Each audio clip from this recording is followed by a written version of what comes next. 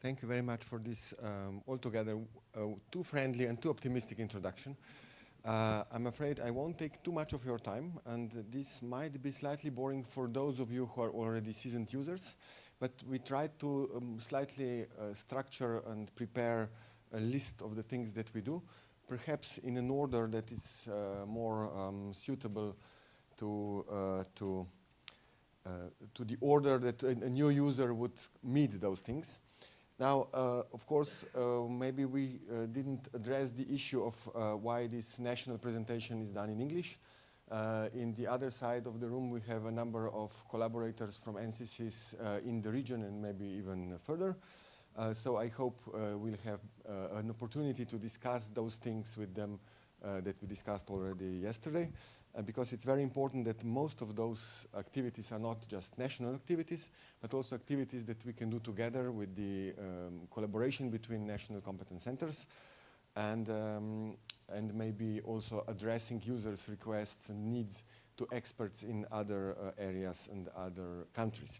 So before I start, I have to address the issue what I'm talking about. Because when I did not want to present the service portfolio of our competence center.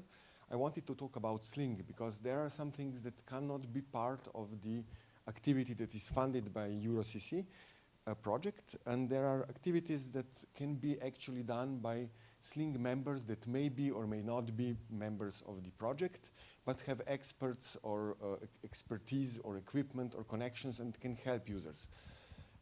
So we're talking about the whole package, everything that we can do for you. In the consortium that has already been mentioned is administered by Arnes, and it's important that it includes universities, institutes, and also national S3 nodes, as well as companies. That means that we can get infrastructure, we can get industrial support and expertise, we can get researchers, and we can also get professional educators that can prepare much better trainings and can address lack of knowledge in a more structured ways. But there's also an outreach or let's say networking capacity because our members participate in a number of activities, wider activities, projects in EuroHPC, but also other activities, other funding models such as EOSC or other European or national fundings. I would like to mention some of those, or actually you can just read their names, it will be faster. Some of those will be presented as centers of excellence, but it's important to realize that that means that we can very easily connect you to the right people to maybe not just work and learn, but maybe also contribute in their project or maybe start a new project. So the first activity that you face has been historically more or less left to random encounters and bird of feathers or SLING meetings where we tried to get some users to present good use cases, get communities that might be interested in using or might need this infrastructure, HPC and related infrastructures. And then we try to put them together to see whether they would be interested enough to start using machines. Nowadays, we try to get them to call to us or maybe get a more structured approach, where first we try to see what they actually need, what their goals and the challenges, how reaching those goals would be. And occasionally that means that we have to help them to select their software packages because often those packages either don't scale or are not suitable to run in HPC Linux environment. Or maybe by adding a connection to somebody who's also working with HPC in their domain, there are better solutions. Then, of course, it's quite early the idea to get them to get access to the resources. Usually, the first access for everyone should be by using a workshop. Workshops include training and teaching, but also hands-on access to the machines where users can try out the machines and get familiar with the system. So after this, of course, we help them to get proper access, maybe write up a project while they get big enough demands. While this is going on, some of the users that are not less independent, but let's say can use our services, will also get some assistance in the setup of the processing workflow, how to visualize the results, how to follow the jobs. And sometimes we can even assist with the final workflow, but we much prefer it when we can help the users get in talking to someone who's already doing a similar thing, so that they can exchange information, and this usually helps them to get along much faster. So connecting with the specialists in the domain is very important. And of course, if it turns out that their application has an industrial or commercial application, then we hand them to another topic that we handle. We actually have separate groups that deal with that, specialists, that can help them with orientation and finding solutions for an industrial package or application and commercial use of the systems. Now, we have dedicated trainings and workshops for those users. We also help them to select and plan access to compute and data resources, because it's quite important to know that some of those will be perhaps paying.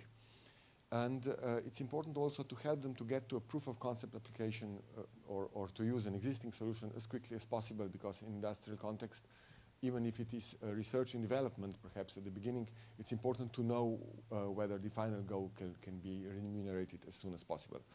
There's a number of specialized questions that turn up in this context. Often commercial software requires licensing servers. Data, especially client data, has to be protected, perhaps in a different context, or at least with different kind of assurances. Connectivity with local networking, maybe running with the industrial context, can be a challenge, and we've faced those challenges and we have solutions.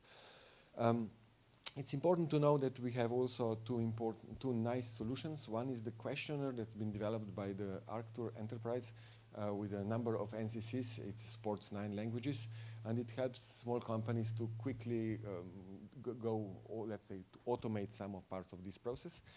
And another is assisting with getting access to other resources. One of those are dedicated calls, such as Fortissimo Plus. Another one is, of course, applying to international resources. But we've already gotten to another topic, and that's how to get access. First approach that we recommend is, of course, the open access. This is called the SLING National Open Access, and a similar solution on the EuroHPC level, that is EuroHPC access calls. This includes computing, storage, support, high throughput network, the whole package. And it's important to know that most of the institutions and individuals that consider themselves as RNS users or can be RNS users are fully eligible to use them in this free as in beer and free as free access way. But for larger packages, you will have to prepare access allocation, not just by registering, but by actually writing a project. And this is important because it kind of prepares you for larger work that you will have to do if you want to write a proposal for EuroHPC access to get the access to the very best and very biggest European machines. The way that EuroHPC users do when they get access to Vega. But I have to point out that for our share of the Leonardo system, the SLING way, which is simpler, will quite suffice. Now, for the industrial access, it is slightly different. 20% of our publicly funded capacity can be used for industrial access. So we can't sell everything, luckily. And we have much support for the EuroHPC calls that support industrial access directly. There is also a facility through DigiDich with access vouchers for small, medium, and micro companies. And you have to know that there's a number of clusters here that support directly, that have prepared support for industrial users. There's also a way to register for those. So not to be too long, I've concentrated all the visual material to maybe wake you up before the end of this presentation on just one slide. And I'm available for questions, of course. Now, there is an important part that I've kind of left for the questions, and this is the experts. In a different context, I will be presenting our different members and their laboratories and their expertise, and this I probably should be doing in front of this picture. But since many of those are presented either through their work in the projects or centers, or with individual use cases in this venue, I hope that you will be able to contact them at that time. Jona Javoršek, thank you very much. Now the questions, the turn is on you. Anyone in the audience or maybe in the chat? Nothing? I'm wondering about the number. How many experts, HPC experts, are currently in Slovenia? Like the people that know how to use supercomputing. Oh, if HPC expert is an expert user, I couldn't give you the number, but the number is quite big, and I must say that one of our biggest successes in the last, what is this already, almost 4 years, since we started with the NCC work, is exactly that.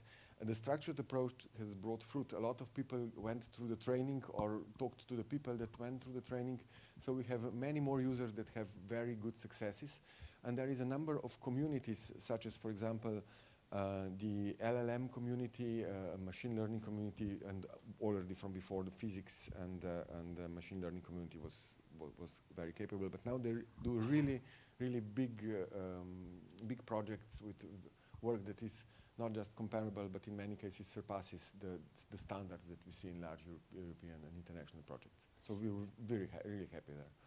If we observe this typical path from a beginner to the expert in supercomputing, which phase is the hardest one? The hardest one is deciding to go there, because for any user it's a hassle to go through the registration and use somebody else's computer with all the limitations and so on.